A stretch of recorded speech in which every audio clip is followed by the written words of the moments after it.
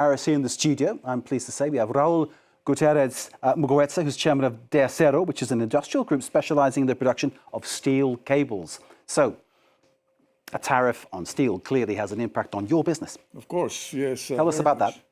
Yes, we are very worried about the new world order that we call on all this commerce, all the trade of goods around the world, especially because of the United States applying all these tariffs unilaterally and not reciprocal. So we're very worried. We are also very worried that China is still subsidizing most of its exports.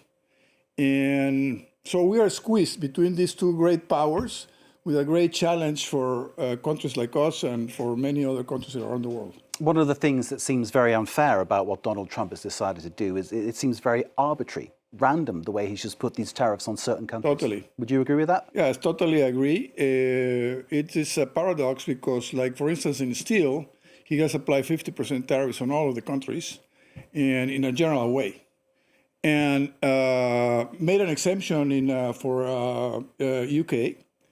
But the only country that they export more than they import is in Mexico. They have a surplus. And still they're applying all the tariffs. And they're talking, when we talk with them and say, hey, you are exporting more, you know, this is not fair, or it's not a fair game, they just put it aside. So, Raùl, I'm not an expert on these matters, but I know from picking up things in passing that we live in a world now which is interconnected and more or less globalized. Products are rarely just made in one country. There are components coming from different countries into things. Yes. Say a car that's made in the United States Yes. may well have components coming from Canada or Mexico. So Yes. surely this points to tariffs really being in some ways self-defeating for Trump. That's correct. That's correct. And actually, most of the companies that export from Mexico to the United States are American companies. Only out of the just the automobiles, $180 billion export from Mexico to the United States. There's not a single Mexican company as per se, you know. It's mostly American companies and other countries. So they're applying tariffs to their own companies. Of course, it's hurting us because it hurts the production in our country and the work and etc. Now, your company, just talk about Deacero a little bit.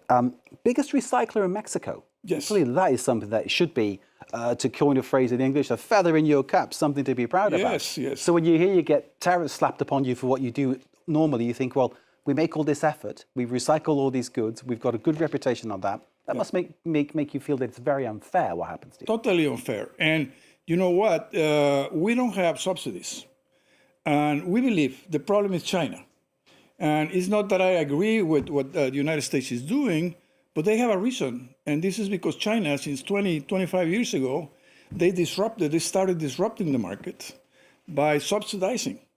And they subsidize, especially the steel industry, which is very capital intensive. They subsidize by mostly by the capital. That's what they subsidize.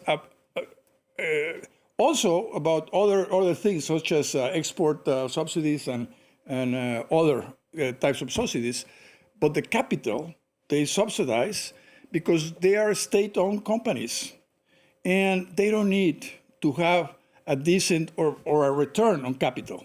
So we, as investors, private investors, we need to have a decent return on capital, at least what our cost of capital is, right?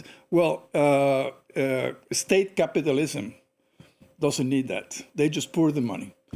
And you have done a lot, your company, Deacero, a lot for what's called the circular economy, but also for the idea of decarbonization across Latin America. Yes. Again, you've got your company with a business with an eye on what happens locally, an eye on helping communities, but again, now getting really hurt by these tariffs. Yes, yes. We believe, we are firm believers on the environmental impact, and we are one of the lowest in the world, ourselves, our company, because we are totally 100% recycled, and we use more than 20% of our energy is renewable energy, solar and wind. And we have committed ourselves with our government to go up to 55% on solar and wind. That will make us the lowest carbon emission on the steel industry. It's just occurred to me, Raul, that might be something Donald Trump doesn't like, because he's all about fossil fuels and drilling for those kind of things and creating and going back to old school ways of doing things. Maybe, I'm not suggesting he's done it deliberately because of your business and how you do that, but clearly you must feel aggrieved, upset, angry about what is being done to you. Very angry, very upset. We are trying to be patient. And also our government has been very patient. Our president has been very patient.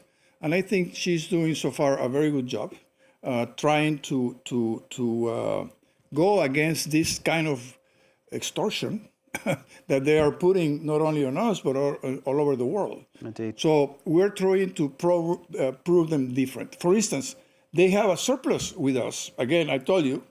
And we have told them, it says, no, you don't have a surplus. What do you mean? The numbers are there. And now, after 4 months, they say, okay, you have a surplus, but we have a deficit on the other goods. But you divided the steel into a different thing, besides the other things. So you never win so far. But we're being patient, and we hope that in the next 2 months, we can get something of a better negotiation with the United States.